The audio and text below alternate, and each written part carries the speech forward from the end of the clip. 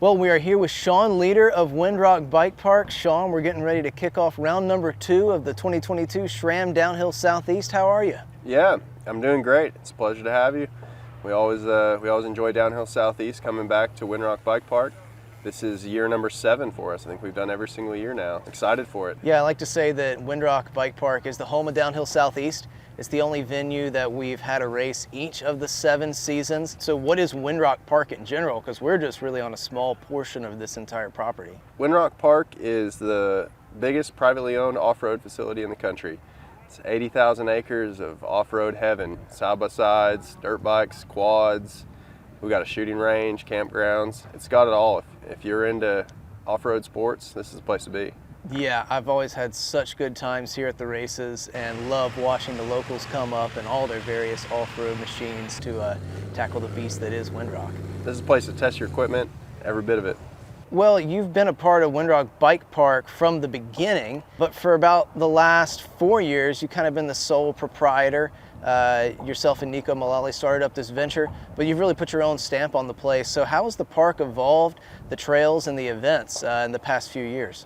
It's never stopped the same progression that we had from day one. It's built by riders for riders, and we're race oriented. We provide the trails that are needed to get to the races. So from every step of intermediate trails, beginner trails, they're all geared towards building good downhill racers, good enduro racers. Well, and over the years we've had a myriad of different tracks, from the Downhill Southeast races and then the numerous Pro GRTs and Tennessee Nationals. Tell us about the track this weekend and kind of your thought process for setting up a Downhill Southeast racetrack versus some of the other races that come here. There are two different mentalities of track layout and just general growth of an event. For Tennessee National, we've always focused on using one track, and it has variations that grow and change, but for the most part, it's one track that develops history year after year after year. And that gives us opportunity at Downhill Southeast to utilize some of our other really good tracks here. And so for Downhill Southeast, every year we give a new track. We can bring in new sections, we can bring in old sections, and it really allows us to utilize the whole mountain through the season.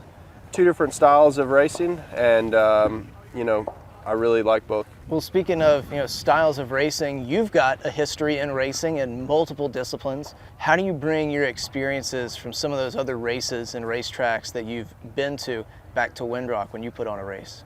I've been fortunate to travel a lot, and I've raced a lot of different disciplines. The best in everything I've seen, I try to bring back here to Windrock. The experiences that I've had in those places is really what shaped Windrock to what it is today. And I continue to try and go to new races and new venues and learn from what other people are doing. But we got everything you need here to have the best races in the world. So it's really just up to us to figure out how to put them on. What's the best thing about the terrain at Windrock for making a racetrack, and then what's also the hardest challenge with the terrain at Windrock for making a racetrack? This mountain is steep. There's not a lot of opportunity to slow things down and build big jump features. It's on you top to bottom, and there's not really any way about that. We work with what we have, and it might help build riders to be comfortable on these big steep World Cup tracks, but it might not be the best place to come out to learn how to ride like big flow trails and big jumps. Well, with this particular track, we're on Snake Rock. We're also doing some Caveman, back to Snake Rock, and then of course the classic finish on the Spine and the Red Bull Ravine. What kind of rider do you think this track favors? I think this track is about big compressions. It has a lot of tight spots into heavy compressions.